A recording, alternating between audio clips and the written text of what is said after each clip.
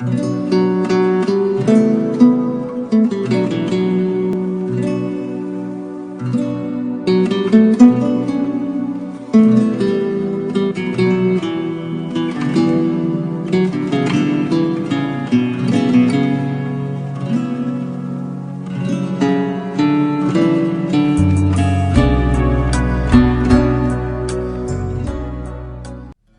Of hope कार्यक्रम के सारे दर्शकों को शिफाले कलीसिया नई दिल्ली की तरफ से प्रेम भरा सलाम। प्यारे दर्शकों, आप समय निकालकर इस कार्यक्रम को देखते हैं और बहुत सुंदर प्रतिक्रियाएं टेलीफोन के द्वारा, ईमेल के द्वारा हम तक भेजते हैं। इसके लिए दिल से मैं आपको धन्यवाद देना चाहता हूं और आपसे यही अनुरोध करूंगा कि आप अपने मित्रों को, रिश्तेदारों को और कलीसिया के अन्य विश्वासियों को भी रेज ऑफ होप कार्यक्रम के बारे में जरूर बताइए। बाइबल में लिखा है 3 यूहन्ना और उसकी 2 आयत में कि जैसे तू आत्मिक उन्नति करता है वैसे ही सब बातों में उन्नति कर और भला चंगा रहे। हाँ प्यारे मित्रों, रेज ऑफ होप कार्यक्रम के पीछे शिफाले कलीसिया की और मुजदास की यही चाहत है कि हमें देखने वाला प्रत्येक दर्शक आत्मिक उन्नति करे और जैसे जैसे आत्मिक उन्नति करे वैसे वैसे जीवन के हर क्षेत्र में उन्नति करे और भला चंगा रहे। इस कार्यक्रम में जो संदेश दिए जाते हैं उसके द्वारा बाइबल सीखें, जो गीत सुनाए जाते हैं उसके द्वारा प्रभु की भक्ति में डूबें, गवाहियों के द्वारा प्रोत्साहित हो जाएं। हमारा ये प्रयास आप लोगों के सहयोग से यूं चलता रहेगा। तो आइए आज के इस एपिसोड से हम आशीष। हम सब जानते हैं कि यूहन्ना 4 अध्याय की 23वीं और 24वीं आयतों में लिखा है कि परमेश्वर आराधकों को खोज रहा है।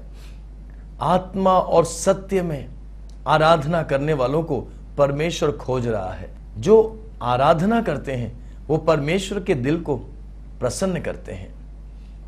यूं तो परमेश्वर को 24 घंटे सारे स्वर्गदूत आराधना चढ़ा रहे हैं, परंतु परमेश्वर की समानता और परमेश्वर के स्वरूप में सृजा गया मानव, उद्धार पाया हुआ विश्वासी जन जब परमेश्वर की आराधना करता है तब परमेश्वर का हृदय तृप्त होता है।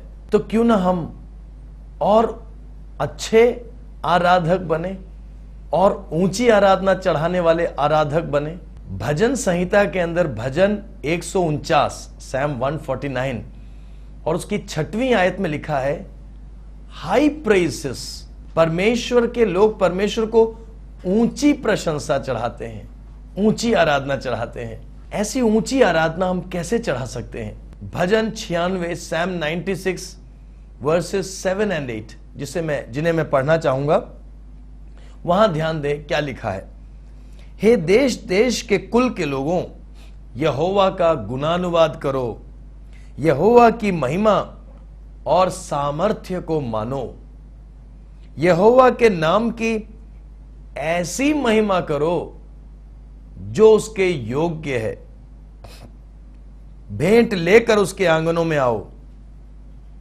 हम 9वीं आयत भी पढ़ लेते हैं जहां लिखा है पवित्रता से शोभायमान होकर यहोवा को दंडवत करो। तो यहां लिखा है परमेश्वर को ऐसी महिमा चढ़ाओ जिसके वो योग्य है। परमेश्वर कितना महान है। यशाया भविष्यवक्ता ने जब दर्शन देखा तो क्या देखा कि अति उच्च सिंहासन पर परमेश्वर विराजमान है, उससे ऊंचा कोई नाम नहीं है।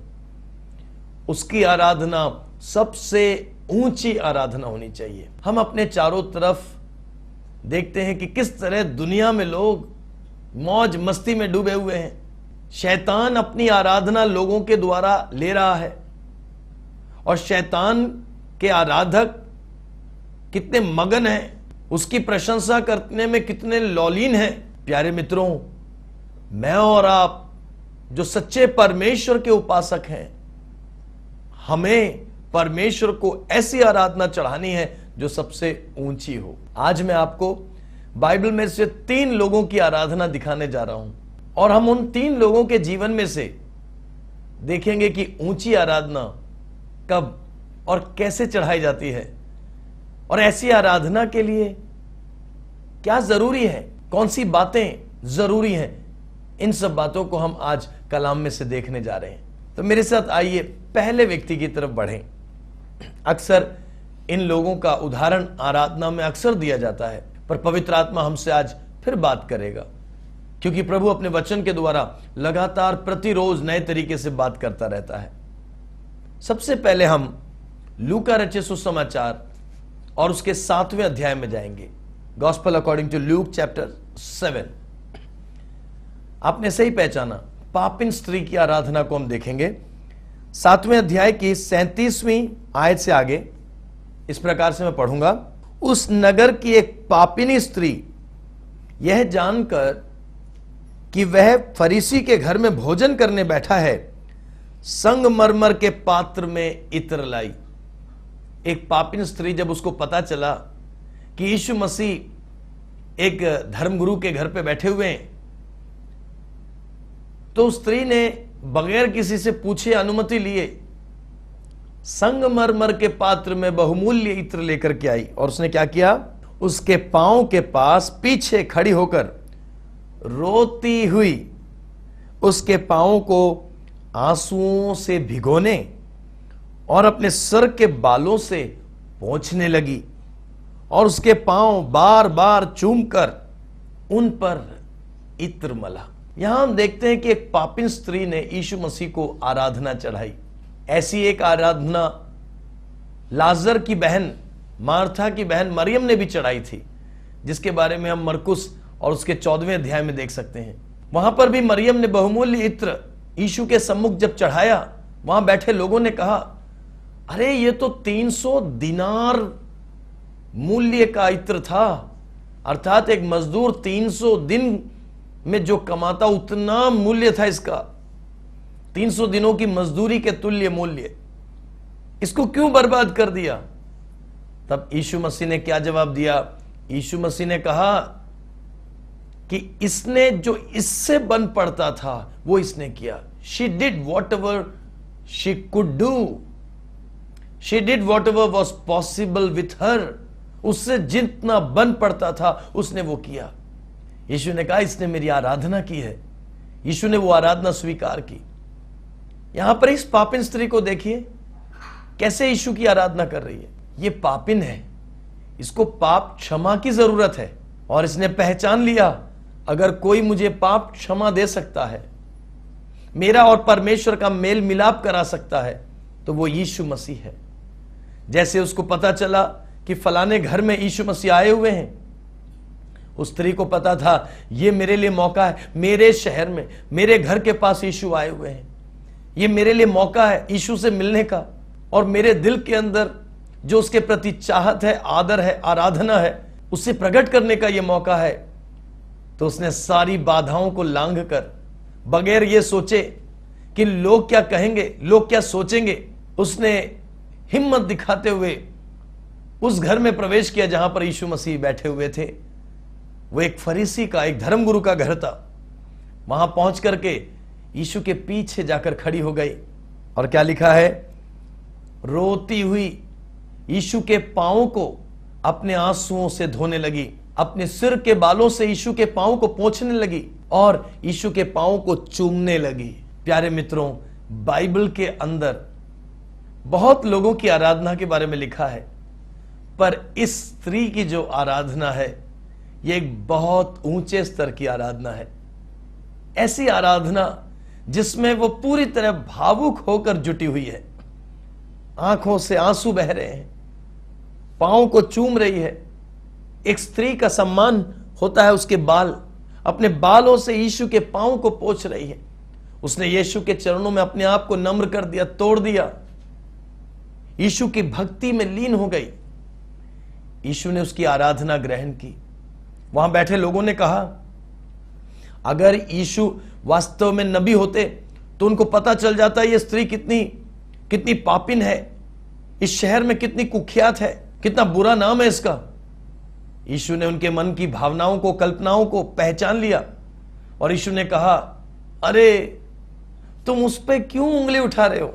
मैं इस घर में आया, तुमने मेरे पांव धोने के लिए पानी नहीं दिया, तुमने मेरे सर पर तेल नहीं मला, तुमने मुझे आलिंगन नहीं किया। उस जमाने में एक अतिथि को, मेहमान को अपने घर में आदर देने के लिए जो जो काम किए जाते हैं उनमें से कोई भी उस फरीसी ने पूरे नहीं किए।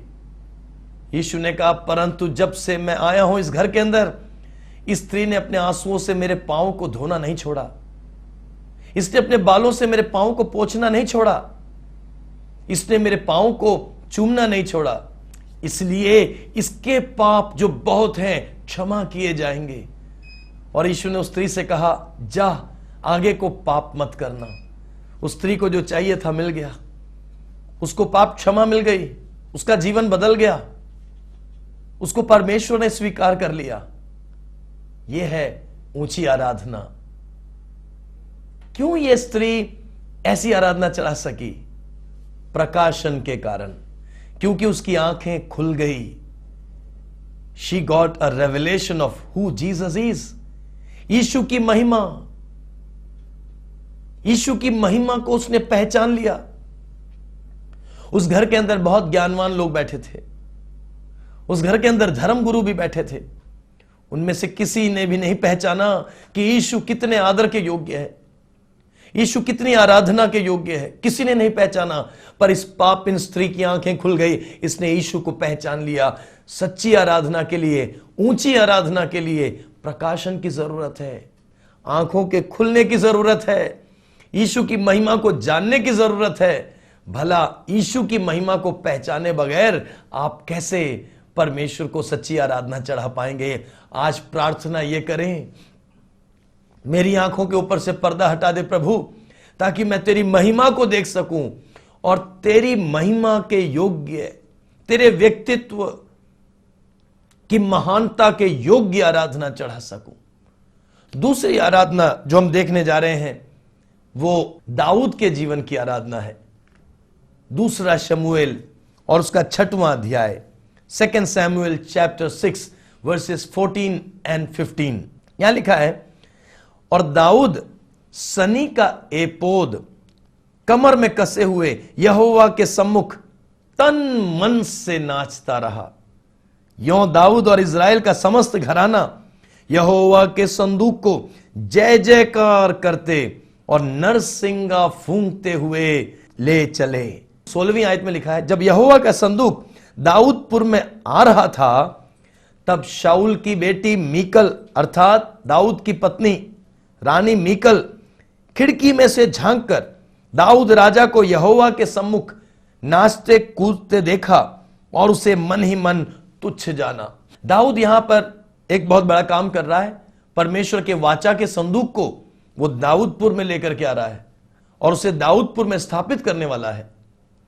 जब परमेश्वर के वाचा का संदूक यानी परमेश्वर की उपस्थिति का प्रतीक, लकड़ी का बना हुआ संदूक, सोने से मढ़ा हुआ संदूक जिसके ऊपर करूब थे, जिस संदूक के ऊपर मूसा के जमाने में परमेश्वर की उपस्थिति उतरती थी, परमेश्वर की उपस्थिति के प्रतीक वाचा के संदूक को आते देख दाऊद राजा अपना स्थान सम्मान सब भुला बैठा।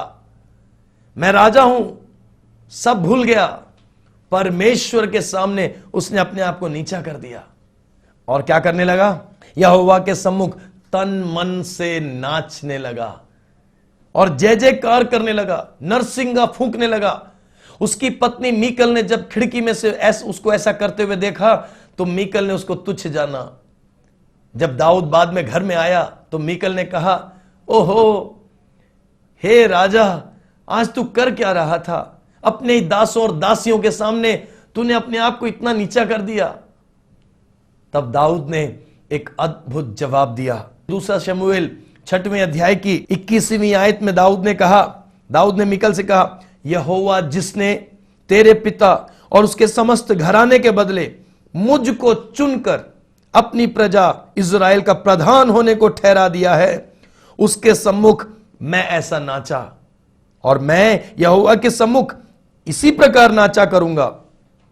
22वीं आयत में लिखा है, दाऊद ने कहा, मैं इससे भी अधिक तुच्छ बनूंगा और अपनी दृष्टि में नीच ठहरूंगा।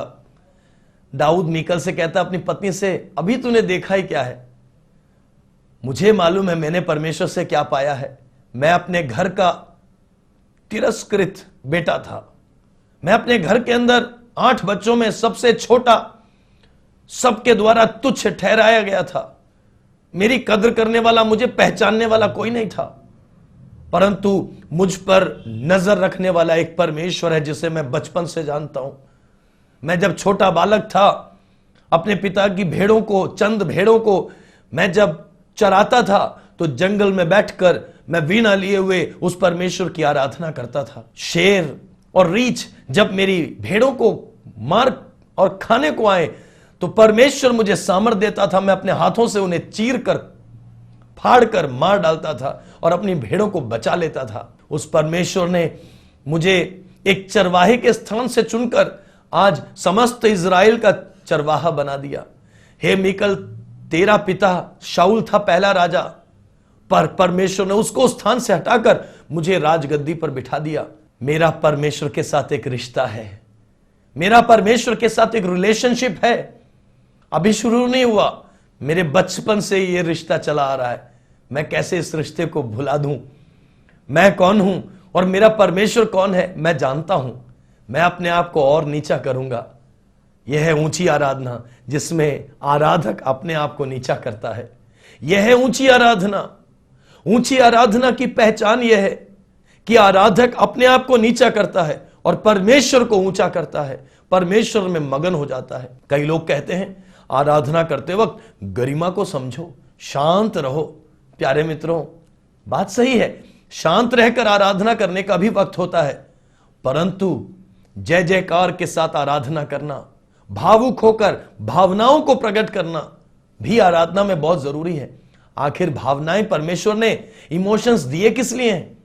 इसलिए कि हम अपनी भावनाओं को अपने परमेश्वर के दरबार में, उसके चरणों में प्रकट करें। हां, दाऊद की तरह रिलेशनशिप या परमेश्वर के साथ के रिश्ते से प्रेरित होकर के आराधना चढ़ाएं। आराधना, ऊंची आराधना के लिए एक रिश्ता जरूरी होता है। मैं जल्दी से आपको तीसरे व्यक्ति की आराधना की तरफ ले जाना चाहता हूं, और तीसरा व्यक्ति है मूसा और हारून की बहन मिरियाम। निर्गमन की पुस्तक 15वां अध्याय, उसकी 19वीं आयत से लेकर 21वीं आयत तक पढ़ने की अनुमति दीजिए। यहां लिखा है, यह गीत गाने का कारण यह है कि फिरौन के घोड़े, रथों और सवारों समेत समुद्र के बीच में चले गए और यहोवा उनके ऊपर समुद्र का जल लौटा ले आया, परंतु इज़राइली समुद्र के बीच स्थल ही स्थल पर होकर चले गए। तब हारून की बहन मरियम नाम नबिया ने हाथ में डफ लिया और सब स्त्रियां डफ लिए नाचती हुई उसके पीछे होली, और मरियम उनके साथ यह टेक गाती गई, यहोवा का गीत गाओ क्योंकि वह महाप्रतापी ठहरा है, घोड़ों समेत सवारों को उसने समुद्र में फेंक दिया है। यहां हम देखते हैं जय का अनुभव। आराधना के लिए मरियम को और उसकी सहेलियों को प्रेरित करती हैं। जय का अनुभव इन्हें प्रेरणा दे रहा है। एक अनुभव जहां हो, परमेश्वर के बड़े कामों का अनुभव, experiencing the great works of God, जहां पर भी परमेश्वर के बड़े कामों का अनुभव हो, वहां पर ऊंची आराधना चढ़ाई जाती है। परमेश्वर ने लाल समुद्र को 2 भागों में बांट दिया। सूखी जमीन से इजरायली लोग इस पार आ गए। फिरौन, दुश्मन की सेना, फिरौन राजा अपनी सेना समेत उसी सूखी जमीन पर उतर कर आ गए, पर पानी दोबारा आ गया और फिरौन की सारी सेना घोड़ों और रथों समेत समुद्र के अंदर खत्म हो गई। इजरायली लोग इस पार आ गए। उन्होंने परमेश्वर के विजय को देखा, परमेश्वर के विजय का अनुभव किया, और किसी को कहना नहीं पड़ा। मिरियाम ने डफ लेकर बजाना शुरू कर दिया, नृत्य करते हुए आराधना चढ़ाना शुरू कर दिया। यह है ऊंची आराधना। किसी के कहने के कारण नहीं, किसी के दबाव में या किसी के द्वारा विवश किए जाने के कारण नहीं, ऊंची आवाज के कारण नहीं, अनुभव के कारण परमेश्वर को ऊंची आराधना चढ़ाई जाती है। प्यारे मित्रों, ऐसी ऊंची आराधना चढ़ाएं। हमारे जीवन में भी तो हमने एक बहुत बड़े विजय को देखा है। क्रूस पर यीशु मसीह ने शैतान की सारी शक्तियों का खुल्लम खुल्ला तमाशा बनाया। यीशु गाड़े गए, तीसरे दिन मुर्दों में से जी उठे। यह सबसे बड़ी जीत है। यीशु का पुनरुत्थान हमारी जीत है। जब भी हम आराधना के लिए इकट्ठे होते हैं तो यीशु के पुनरुत्थान की उस विजय का जश्न मनाना चाहिए। अनुभव हमें आराधना की ऊंचाइयों में लेकर के जाए। पापिन स्त्री की तरह प्रकाशन द्वारा आराधना करें, दाऊद की तरह रिश्ते के कारण आराधना करें, मरियम और सहेलियों की तरह अनुभव के द्वारा आराधना करें। परमेश्वर को ऊंची आराधना चढ़ाएं। ऊंची आराधना, ऐसी आराधना जिसके परमेश्वर योग्य है। ऐसी आराधना में ही तो परमेश्वर उतरता है, सिंहासन पर विराजता है और अपनी महिमा प्रकट करता है। ऐसी आराधना जब चढ़ाएंगे, प्रभु के बड़े बड़े काम होंगे। प्रभु हम सबकी मदद करे। धन्यवाद।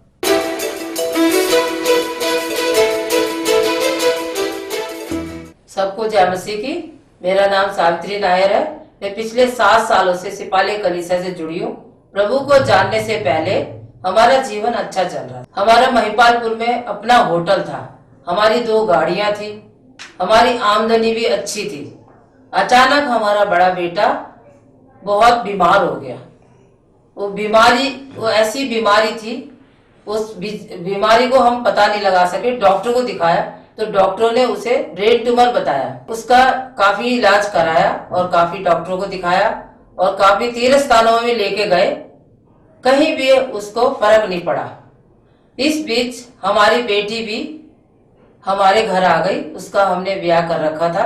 अपने बेटे के साथ वो हमारे साथ रह रही है। हमारे ऊपर ऐसा मुश्किलों का पहाड़ टूटा, हम बहुत ही परेशान हो गए। एक दिन मैं सोच ही रही थी कि मैं अपने परिवार को और अपने आप को जहर देके खत्म कर दे।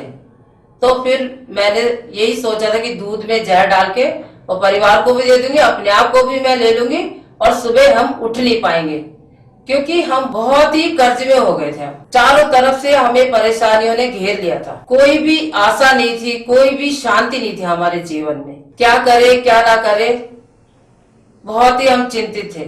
मेरे पति के पास नौकरी भी नहीं थी। इस बीच हमारे घर में सिपाले कलीसिया से पास्टर रघु आए थे। उन्होंने हमें परमेश्वर के बारे में बताया। परमेश्वर के बारे में जान के हम सब परिवार अपना मन प्रभु को दिया और प्रभु के पीछे चलने लगे। एक दिन मेरे बड़े बेटे को प्रभु ने चंगाई दी। मेरे बेटे को चंगाई दी और मेरे पति को भी एक अच्छी नौकरी मिली। उस बीच सब कुछ ठीक ठाक हो रहा था, कर्ज भी उतर गया था। मैं परमेश्वर का धन्यवाद करती हूँ। परमेश्वर ने हमारे जीवन को बदल दिया, हमारे परिवार को बदल दिया। मेरे पति ड्राइविंग करते थे, पैसे से ड्राइविंग करते थे। मेरे पति एक दिन अचानक वो घर पे आए रात के 3 बजे। उनको पैरालाइज का अटैक पड़ गया। फिर हम सब परिवार मिलके वचनों के अनुसार वचन सुना के हमने प्रार्थना किया और प्रभु ने उन्हें चंगाई दी। मैं प्रभु का धन्यवाद करती हूँ। अभी हमारे परिवार में सुख शांति है। मैं आशा करती हूँ आप सभी मेरे गवाही के द्वारा आशीष हुए। मैं धन्यवाद। प्यारे दर्शकों, मैं दिल से आपको धन्यवाद देना चाहता हूँ कि आप शिफाले कलीसिया के द्वारा प्रस्तुत होने वाले इस प्रोग्राम को, रेज ऑफ होप को, आप बहुत ध्यान से देखते हैं, प्रेम पूर्वक देखते हैं, पसंद करते हैं और अपनी प्रतिक्रियाओं के द्वारा हमें उत्साहित करते हैं। फिर मैं अपने दिल की एक बात आपके साथ बांटना चाहता हूं। जैसा आप जानते हैं, इसके पीछे काफी खर्च आता है। शिफाले कलीसिया कोई बहुत बड़ी कलीसिया नहीं है। ये टीवी प्रोग्राम हमने इसलिए नहीं शुरू किया था कि हमारे पास बहुत से संसाधन थे, पर परमेश्वर ने हमसे कहा और बहुत छोटी सी पूंजी हाथ में लेकर के विश्वास के साथ ये कदम आगे रखा गया। तब हमें ये नहीं मालूम था कि कब तक हम इस टीवी प्रोग्राम को चला पाएंगे या कैसे चला पाएंगे। पर प्यारे मित्रों, जैसा मैंने पहले भी एक बार बताया, अभी हमारे 100 से ज्यादा एपिसोड्स पूरे हो चुके हैं और जैसा 118 भजन में लिखा है, ये परमेश्वर की ओर से हुआ है और हमारी आंखों में, हमारी नजरों में ये अचरज की बात है। मैं आपसे कहना चाहता हूं कि आप हमारे साथ जुड़ सकते हैं, हमारी मदद कर सकते हैं इस प्रयास में।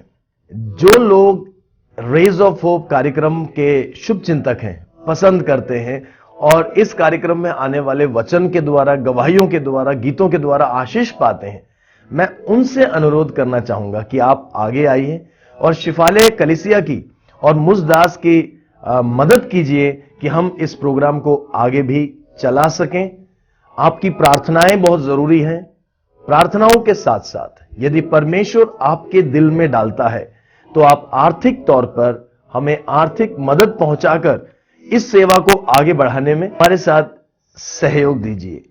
आपके जैसे शुभ चिंतकों के सहयोग पर ही हम पूरी तरह से आश्रित हैं। हां, मैं आपसे एक बात कहूंगा कि यदि आप किसी कलीसिया में रेगुलर जाने वाले विश्वासी हैं तो अपना दशमांश जिस कलीसिया में आप आराधना करते हैं उसी कलीसिया में आप दें। उसके अलावा यदि आपके दिल में प्रभु कोई प्रेरणा देता है तब आप अपने दानों को शिफाले कलीसिया को हमारे टीवी प्रोग्राम पर जो नंबर दिखाया जाता है उस नंबर पर पहले संपर्क करें। आप चेक भेज सकते हैं, ड्राफ्ट भेज सकते हैं, मनी ऑर्डर कर सकते हैं, मनी ट्रांसफर बैंक में कर सकते हैं। हमारे नंबर पर जो स्क्रीन पर आ रहा है, मैं आपसे कहना चाहता हूं कि आप हमारे साथ जुड़ सकते हैं, हमारी मदद कर सकते हैं इस प्रयास में।